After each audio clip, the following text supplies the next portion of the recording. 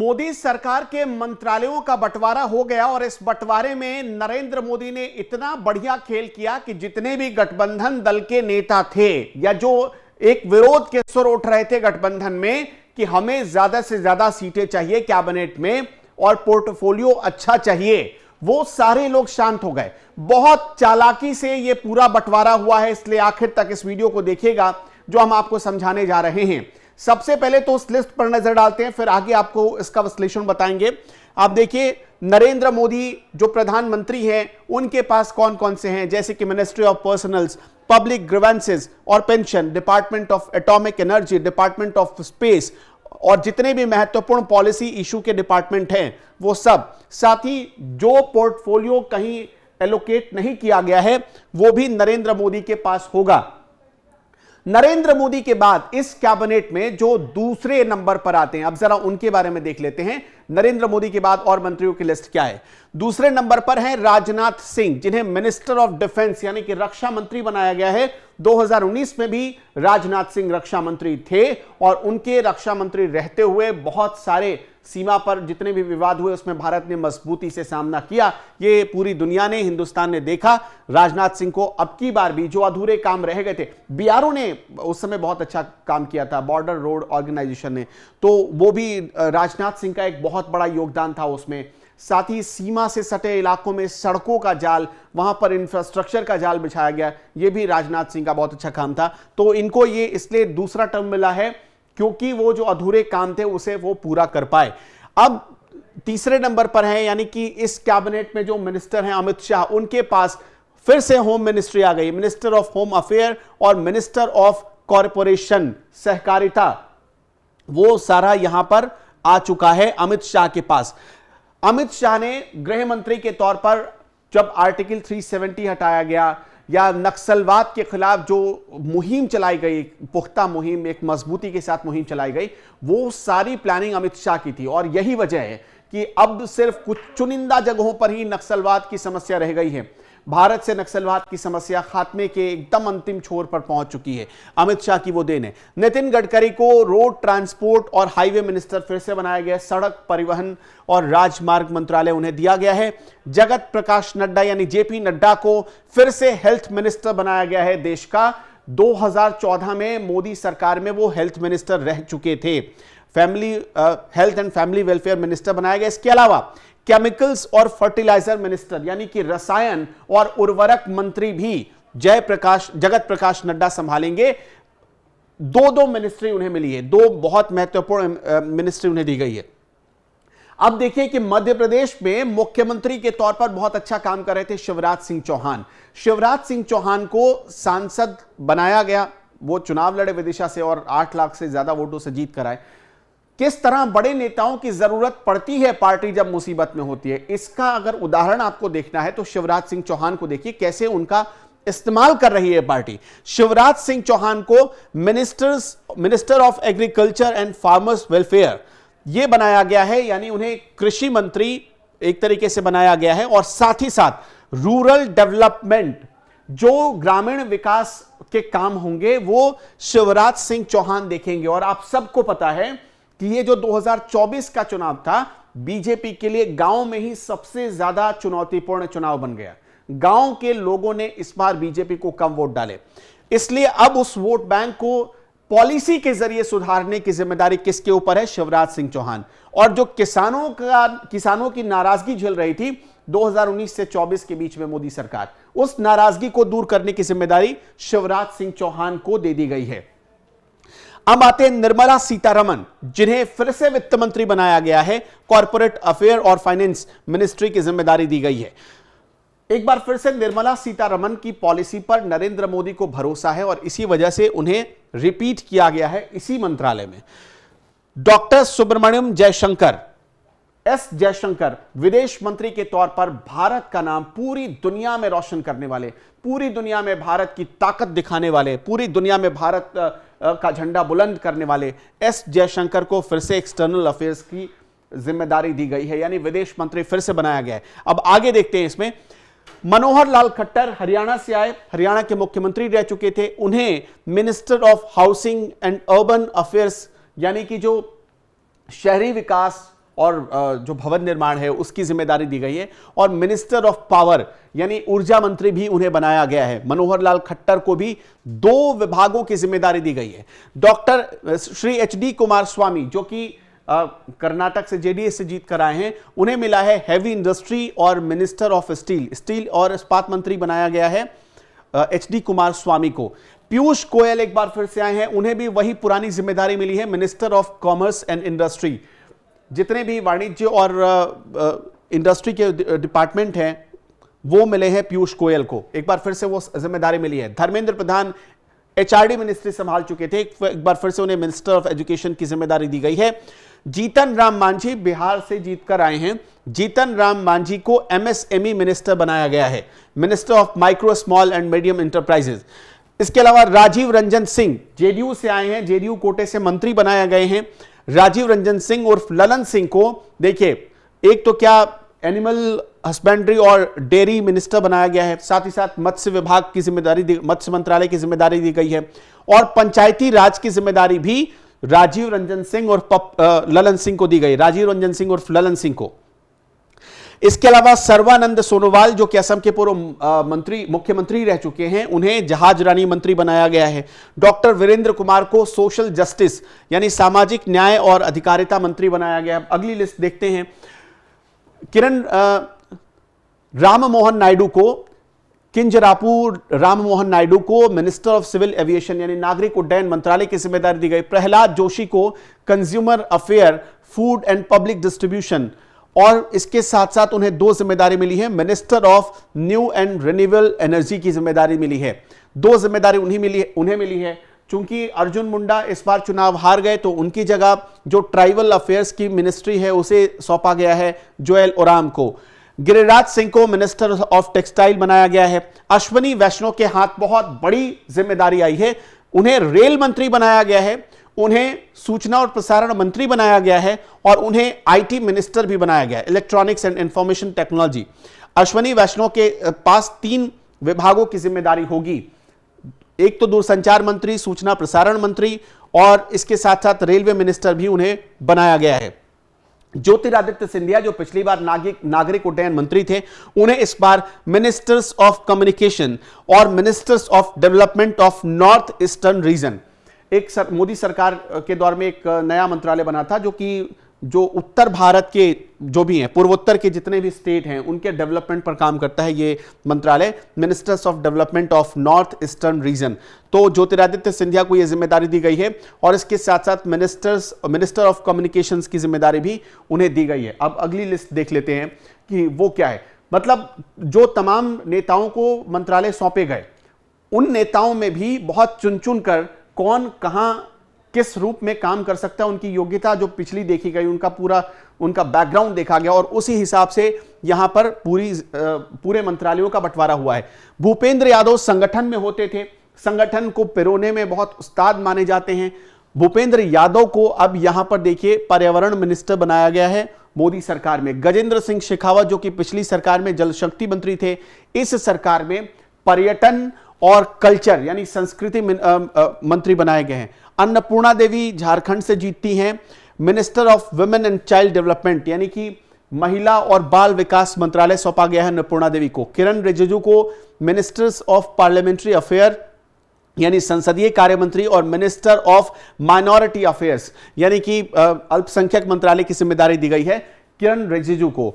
इसके साथ साथ हरदीप सिंह पुरी को, जो पहले की शहरी विकास मंत्री हुआ करते थे, हरदीप सिंह पुरी को अब पेट्रोलियम और नेचुरल गैस की जिम्मेदारी दी गई है। मनसुख मांडविया को, जो कि पहले स्वास्थ्य मंत्री थे पिछली सरकार में, उन्हें सौंपा गया है लेबर एंड एम्प्लॉयमेंट और minister of youth affairs and sports यानी कि एक तो युवा और खेलकूद मंत्रालय की जिम्मेदारी दी गई है मनसुख मांडविया को, और इसके साथ साथ लेबर एंड एम्प्लॉयमेंट मिनिस्टर भी उन्हें बनाया गया है।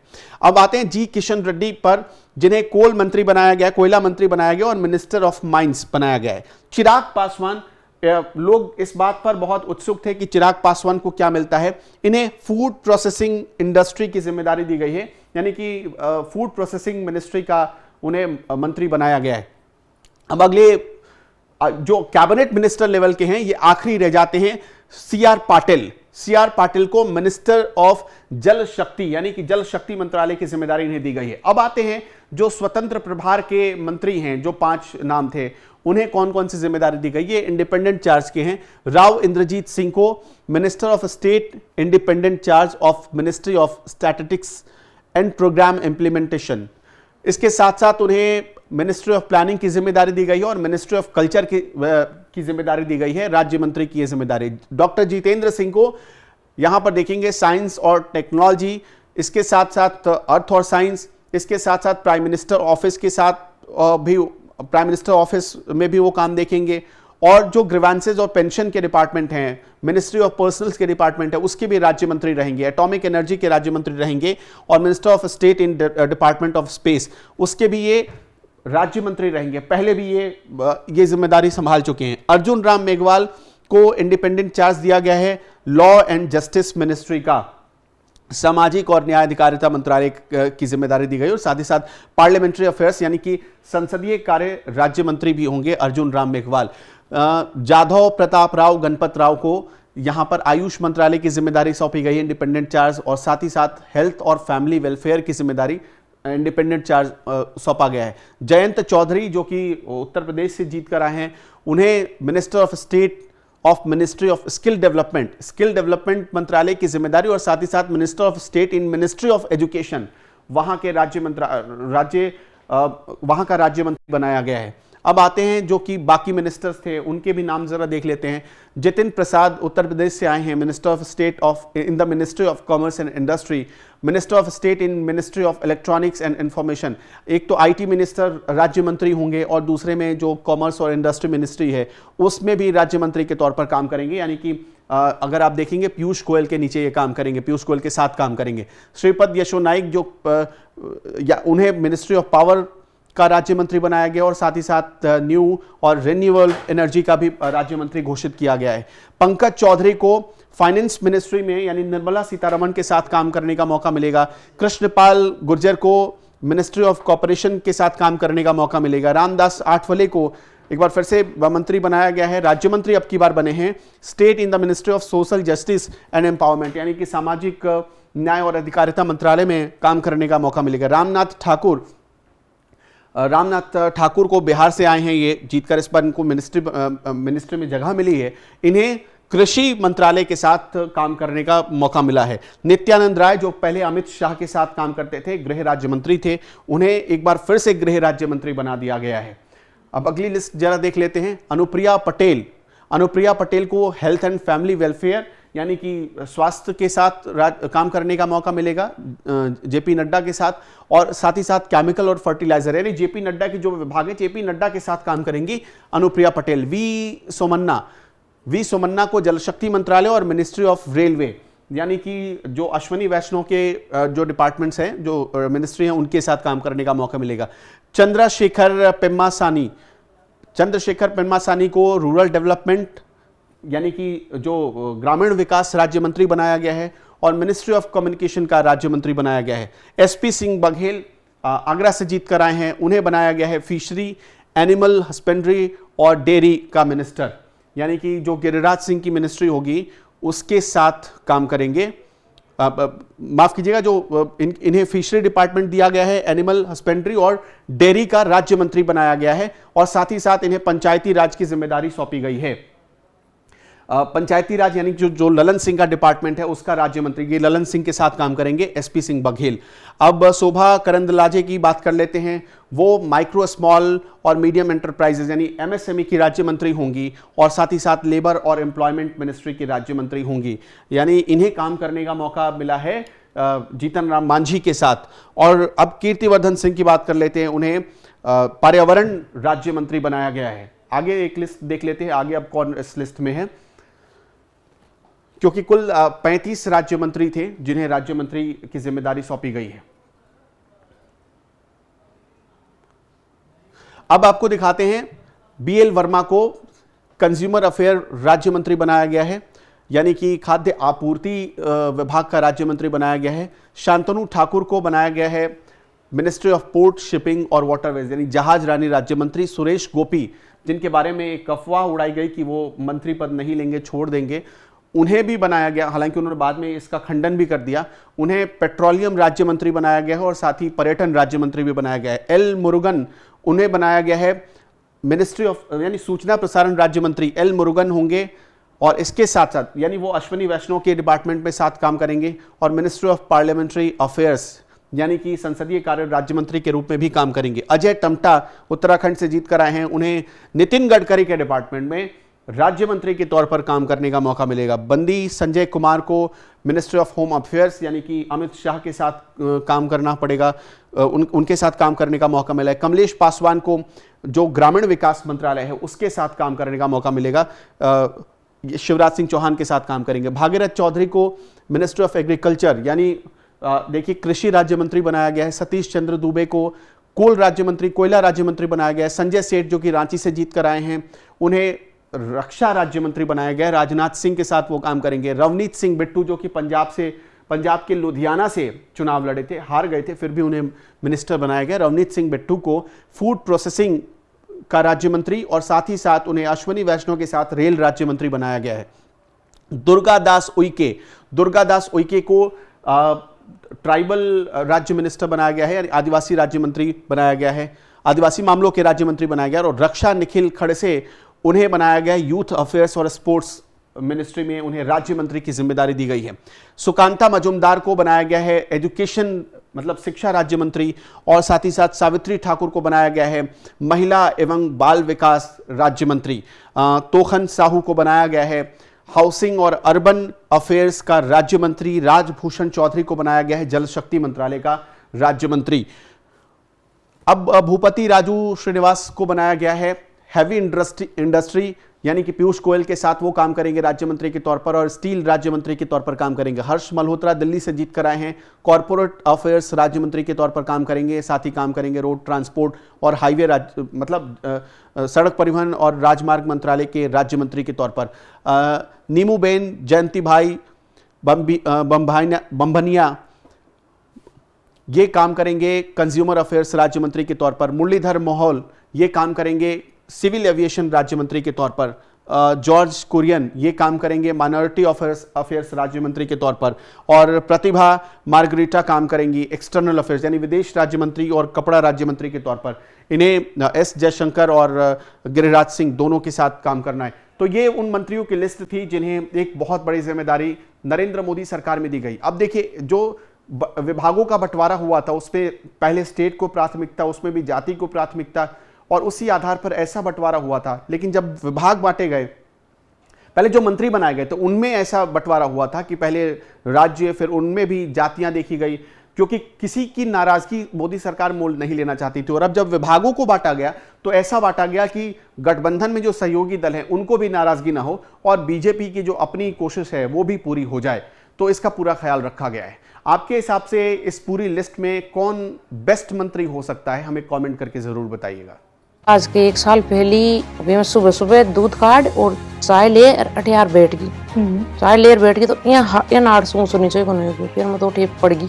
फिर डॉक्टर के पास ले गया कि डिश चिप गई आपकी। वो कुछ काम कर रही थी तो मतलब कुछ अचानक दर्द हुआ रही रीढ़ की हड्डी में, तो फिर उठ नहीं पाई, तो उसको ले जाके हमने बेड पे लेटा दिया। पैरों में, घुटनों में, हाथों में, जोड़ों में, सब कमर में सब दर्द था। वो डॉक्टर ने बोला कि गद्दे पे लेटोगे तो कभी उठ नहीं पाओगे। डॉक्टर ने बोला था कि आप जब तक जिएंगे तब तक ये ऐसे लेटे रहेंगे, बेड रेस्ट हो गया था। कुछ उम्मीद नहीं थी कि आगे चल पाएगी।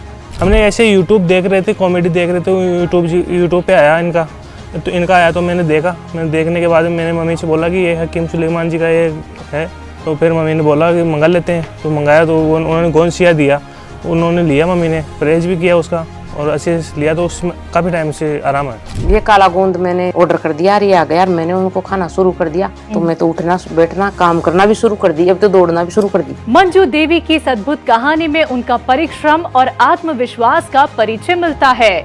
इसके पीछे उनकी स्वास्थ्य और उनकी जीवन शैली में परिवर्तन का एक ही कारण है, और वो है हकीम सुलेमान खान जी से जुड़ना।